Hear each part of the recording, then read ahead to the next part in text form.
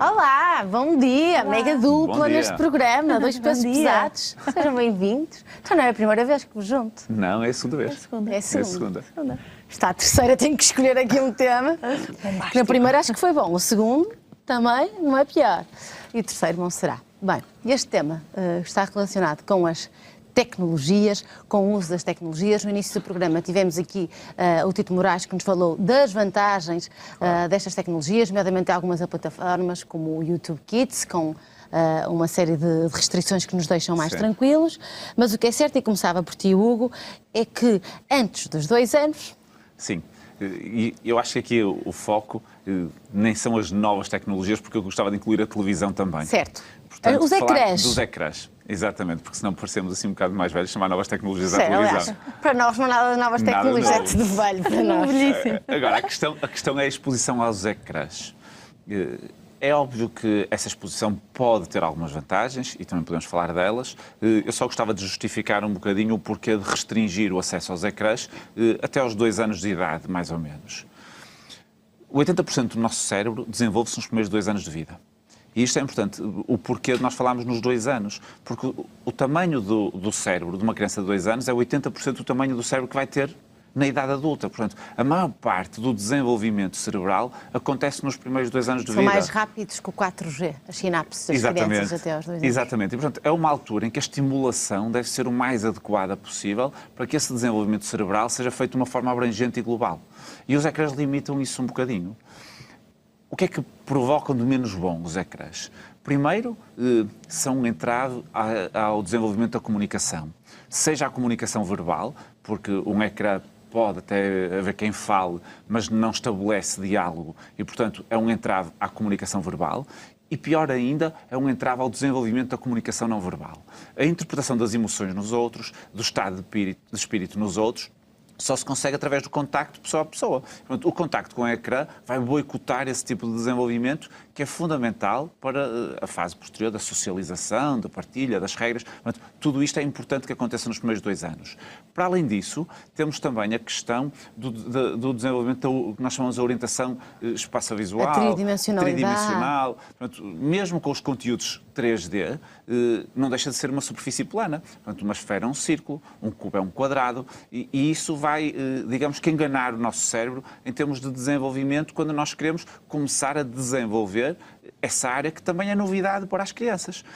E depois tem a questão da atividade física, que nós não nos podemos esquecer, Muito associada à que as obesidade, nossas certo? crianças têm que ser competentes do ponto de vista motor e cada vez são menos competentes, o que é um contrassenso. As crianças sempre são conhecidas por serem rebeldes, Mega traquinas, ágeis, saltarem capazes. e cada vez fazem menos disso. Portanto, o desenvolvimento motor, que tem que acontecer logo desde o início dos primeiros meses de vida, também fica um bocadinho cortado pela questão dos ecrãs. Portanto, se nós pegarmos nisto tudo, vemos que nos primeiros anos de vida não tem vantagem nenhuma a exposição aos ecrãs, porque eles vão ser muito hábeis a manipular as novas tecnologias e os computadores, os iPads, os Há smartphones. tempo para isso. Os técnicos de informática não começaram de agora, não começaram E são ótimos. quando eram pequeninos, e são ótimos, portanto, não é por aí, não tem que ser técnicos de informática aos 18 meses. Devemos é perceber que a estimulação que eles precisam é de uma estimulação mais variada possível e como os ecrãs são muito apelativos, temos o problema de perder o interesse depois o resto das estimulações, que é um problema. E por falar em perder qualquer coisa, eu posso dar precisamente a palavra aqui à Maria para falarmos do que é que se perde nesta comunicação, neste desenvolvimento emocional, nesta descoberta de mim próprio, para depois descobrir este mundo que o rodeia Sim, também. eu estava a ouvir o Gui, estava a pensar justamente nisso, que é, além de todos esses efeitos, perde-se o interesse pela realidade. Os ecrãs trazem-nos 90 cores por segundo, ou mais do que isso. E isso é um perigo, porque a realidade torna-se uma coisa desinteressante. E depois pintar não é uma coisa interessante, porque estar no iPad com as canetas tem muito mais cor e no fundo, desloca-nos para um lugar onde as coisas da vida e do que já temos num lugar em que elas perdem interesse. E, portanto, acho que esse perigo é também um perigo muito grave, porque aquilo que nós temos na realidade é o mais importante que temos. Claro que, e acho que também se fala muito disso hoje, os miúdos vivem na era da tecnologia e não vale a pena achar que eles não vão contactar com isso. Ok, e até é importante no futuro eles E vai saberem. trazer algo de bom. E vai de trazer novo, algo de bom. A questão estímulos é... novos.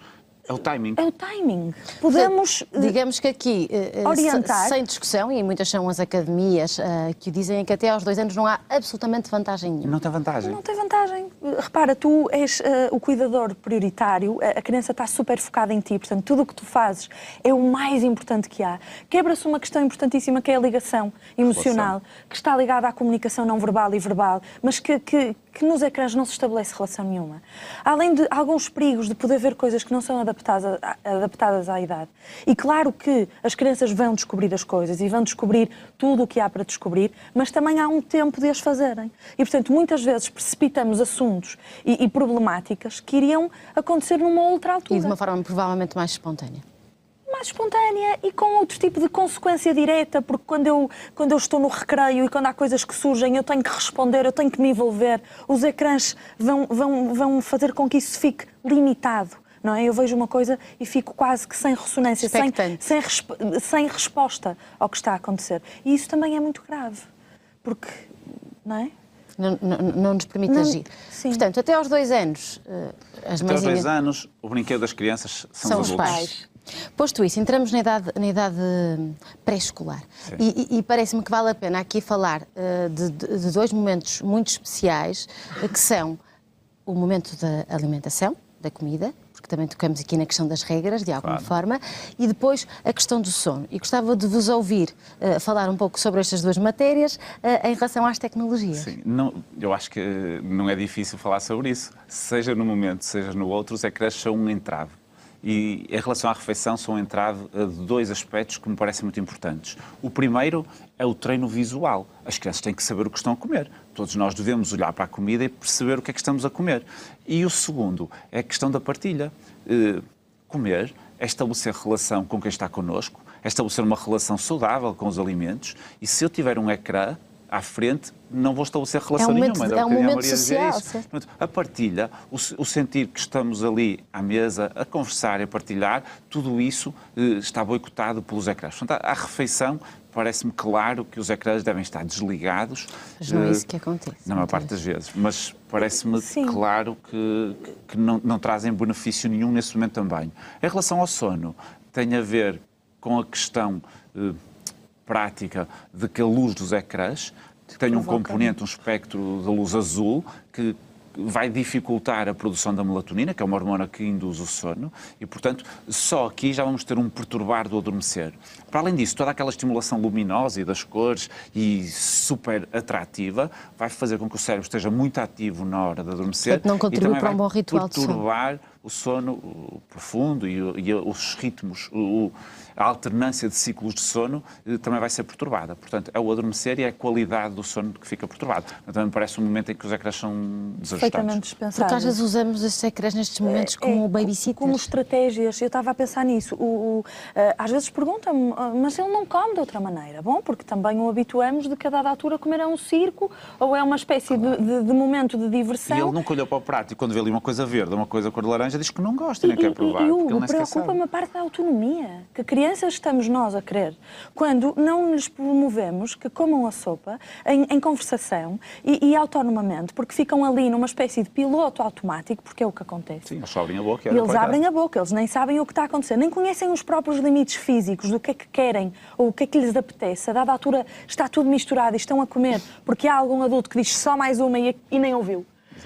E, portanto, há questões de partilha, questões de saber o que come e da relação com a comida, questões da autonomia e da gestão da própria satisfação, porque comer é repor a homeostase, Deixa-me contar-te a propósito disso uma coisa lá em casa que vocês são especialistas, mas eu aqui como mãe acho que é um bom testemunho.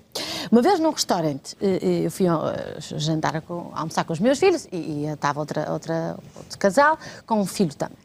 E eu não dou iPads aos meus filhos às mesas. Ainda para mais tem um jardim, o sítio, portanto é ótimo porque os miúdos podem brincar. Portanto, eles comeram, não comeram uma grande quantidade, até porque provavelmente estavam excitados, queriam brincar e era um momento... E eu deixei-os comer, o que eu achei que era razoável, o que eles acharam também que era razoável, saíram da mesa e foram brincar. E a outra mãe disse, mas os teus filhos não comem nada. Meu Deus, os teus filhos não comem nada. Ligou o telemóvel e o menino comeu tudo. Mas o que é que ganhou? Não é? O que é que ganhou aqui? Ganharam os teus filhos que puderam comer o que quiseram, o que sentiram que era necessário naquele momento e puderam ter um componente de diversão, de prazer. E de empoderamento também. E de empoderamento e de decisão. As crianças fazem parte da decisão. Eu muitas vezes na consulta pergunto se é a criança que se serve. Porque isto de organizar tudo por eles também traz assim uma espécie de bolha em que a criança também não toma decisões e não sente que participa e não se desenvolve. E estar à mesa é um momento privilegiado dessa relação e dessa oportunidade também. Claro que eu acho que aí não há uma competição. Portanto, essa mãe se calhar estava com outras preocupações. Isto para dizer... Foi a título, não é? Até de lá em casa podemos pensar de facto os iPads e os ecrãs não estarem presentes às refeições. Eles podem estar noutras alturas e até podemos pensar nos benefícios. E a partir dos 2 anos, acho que tem não vamos estimulação psicoeducativa, tem vantagens. Nós não estamos aqui tipo velhos do Restelo a dizer ecrãs, não. Estamos a falar dos momentos em que eles não são benéficos. Em crianças pequenas e depois em 2 momentos particulares em que realmente eles não devem estar presentes. Agora, durante o dia podem e devem estar presentes com regra, com algum controle parental. Acho que podem e devem estar presentes porque também trazem benefícios. E na parte do sono faz-me também um bocadinho de impressão pela questão da autorregulação e do preparar-me para dormir, para descontrair. Que o Hugo falava, da produção da hormona, da luz, da hiperestimulação cerebral. E, portanto, o momento de dormir é um momento de descontração, de fazer exatamente o movimento ao contrário. E, portanto, acho que é muito preocupante. Eu, por acaso, essa do ver iPad a dormir ainda não tinha... Não, mas para ir... televisão. Para ir ver televisão, não é o iPad, mas a televisão. Pois, há muitas crianças que adormecem. Mas o iPad também, muitos. Talvez. Smartphones, sim. Mas é que, por exemplo, se tu fores ver um filme na televisão até meia hora antes de ir dormir e até te embalas numa história, e outra coisa é estar a ver aqueles vídeos no YouTube e às vezes jogos que são hiperestimulantes deitado. Não é? Sim, a questão é que as meia hora antes de dormir é evitável. É evitável. Porque deve ser o tempo rotina descendente, que é para a criança entrar tranquilamente no sono. Acho que sim. Ora, mas também podemos dar estas tecnologias, podemos negociar estes momentos com os nossos filhos, certo? E podemos chegar a acordos equilibrados, que são... E podemos partilhar com eles esses momentos, que também é importante. A criança pode estar a selecionar os vídeos e pode estar o pai, a mãe a ver, até para perceber os gostos da criança e para controlar um bocadinho aquilo a que eles têm acesso. Podem estar a ver um filme juntos, até numa perspectiva de cedência. O pai e a mãe até queriam ver as notícias, mas cedem porque é importante para a criança. Acho que também isto faz algum sentido, como vai haver momentos em que a criança vai ter que ceder um bocado para o pai ou para a mãe e ver as notícias. Isto é raro, porque geralmente se dá canais infantis quando nasce uma criança. Mas pronto, não é? Acho que as televisões não dão mais nada. Devia haver pacotes só com 3 ou 4 canais infantis. Agora, com conta, peso e medida, o número de horas é um bocadinho discutível. Até há pouco tempo atrás falava-se claramente nas 2 horas por dia de atividades sedentárias em que os ecrãs estariam aí englobados. Hoje em dia fala-se na idade pré-escolar e mesmo até à adolescência, 1 hora por dia, 1h30 no máximo, se calhar serão os limites mais adequados, porque realmente as crianças precisam de movimento. Precisam de se mexer, precisam de explorar, precisam de ter desafios, precisam de... Mesmo que às vezes o movimento é estarem só assim no chão. E eu ia acrescentar uma questão, que é, depois vemos o drama, que é ir tomar banho. Adultos. Depois querem, no momento em que tu vais dar banho, lembram-se que querem ir brincar. Porquê? Porque tiveram 1h30 agarrados ao iPad.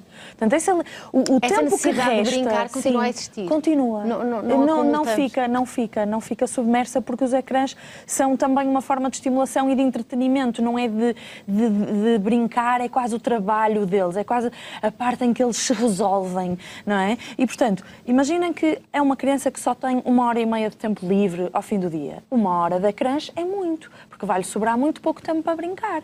Acho que esse tempo também pode ser visto à medida do tempo disponível que a criança vai tendo ao longo dos dias. São limites máximos. Atenção, limites máximos. Mas que podem ser utilizados. Mas isso é claro. As crianças, quando desligam o iPad e vão para o banho, vão aos pinotes, vão a dar chutes uma bola, vão a fazer tudo o que puderem. Se forem 2 ou 3 aos empurrões, quer dizer, porque eles querem a parte física, porque precisam. Porque precisam. E acho que é sobretudo isso que não podemos nos esquecer, é que eles precisam de brincar. Os iPads até podem ser bons, por exemplo, quando estamos com uma tarefa em que nos ajuda, e pode ser o tal babysitter, ou podemos brincar e Quando ver vamos com a um eles. consultório médico, estamos num momento de espera. vamos Exatamente, expor, podemos ou muito mais aproveitar, os entediante miúdos para a estão criança. cansados, podemos compreender que é um momentos momento... de casa, ou cozinhar, por exemplo, em que pode não ser adequado ter a criança à beira, porque está com faca, está-se com superfícies Meio perigoso. quentes. Pronto, acho que pode fazer algum sentido. Lá está, com conta, peso e medida, podemos ir aproveitar tudo o que os ecrãs nos trazem de bom, sem substituir as necessidades básicas das crianças. Que, no fundo, aquilo que nós estamos a falar é que os ecrãs vão contribuir para nós desvalorizarmos as necessidades básicas das crianças, que é um disparate, é um Que é contrassenso. estar com as pessoas e brincar. Sem essa descoberta também não se desenvolve. Não. E os ecrãs tornam-se perigosos.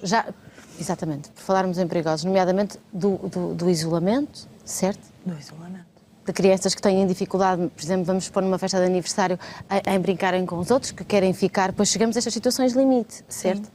As competências sociais só se adquirem através da socialização. Com o treino, Passa não é? por nós. Claro. Portanto, eles O caminho têm faz que caminhão. É isso. claramente têm que ter desafios que vão conseguir superar, claramente vão ter desafios que não conseguem superar, claramente vão ter dificuldades no relacionamento, na gestão, nas cedências, nas partilhas. Tudo isto faz-se convivendo com outras pessoas, seja com os adultos, seja com outras crianças, irmãos, primos, amigos, que isto depois vai ser transposto para o ambiente escolar, que é um ambiente muito menos controlado do que em casa. E eles depois vão ter dificuldades se não estiverem treinados em casa, se não forem competentes do ponto de vista social. E essa competência ganha-se através da tentativa e erro. Acertando algumas vezes, falhando outras e crescendo Ficando assim, mais por isso é que inibido, tem piada, ficando mais sim. desinibido. E já agora lançava um repto, que era os jardins de infância não terem televisão. Porque acho que os jardins de infância são uma coisa ótima que nós temos na vida e que bom que existem para os nossos filhos e para as crianças, mas eu achava muito interessante que os jardins de infância não tivessem ecrãs. Às vezes acontece aos pais que vão buscar os filhos um bocadinho mais tarde. E isso não é bom, porque, ok, podemos até entender que as crianças ficam mais cansadas, que há períodos, ou muito de manhã, ou muito ao fim da tarde, que são períodos específicos, mas eu diria que o grande desafio era não ter ecrãs também nos jardins de infância, porque depois viu meia hora no jardim de infância, viu uma hora em casa, esteve com o avô, viu mais não sei o quê, e estamos a aumentar muito aqueles que eram os nossos limites máximos. Uma hora é muito fácil ultrapassar. É muito fácil ultrapassar rapidamente, uma de um hora. adulto, de um contexto para o outro, tu fazes muito mais do que uma hora. E sobre essa questão da socialização e do isolamento, isso também é, e nós até estivemos a falar há pouco tempo sobre isso aqui, e isso também é um perigo. Eu não sei o que é que nasce primeiro, aqui, se é a galinha, se é o ovo. Não sei se é porque já existe iPad que eu me isolo ou se eu já me isolaria e o iPad é só um refúgio, mas também não é disso que estamos a discutir aqui. É de que estes ecrãs podem fazer com que também uma criança que já tenha mais alguma timidez e já seja difícil, que fica a um nível em que nem se desafia, porque tem ali o porto seguro. E, portanto, acho que também temos essa responsabilidade. Dar um empurrãozinho aos nossos filhos. É quase uma second chance, uma segunda vida, Exatamente. antes de viver a primeira, o que é um contrassenso. Às vezes eu fico cansada de não dar iPads, confesso. Pois, é uma solução Mas- às vezes muito prática, não é? Mas por isso é que nós escolhemos ser pais, não é? Claro. E, portanto, é Estarmos disso que temos que nos presentes. lembrar, para estarmos Sim, presentes estarmos e para fazermos o nosso melhor. Eu sei que vocês são ótimos pais e são também uns bons especialistas, portanto, espero ver-vos para a semana, quem sabe, juntos ou não.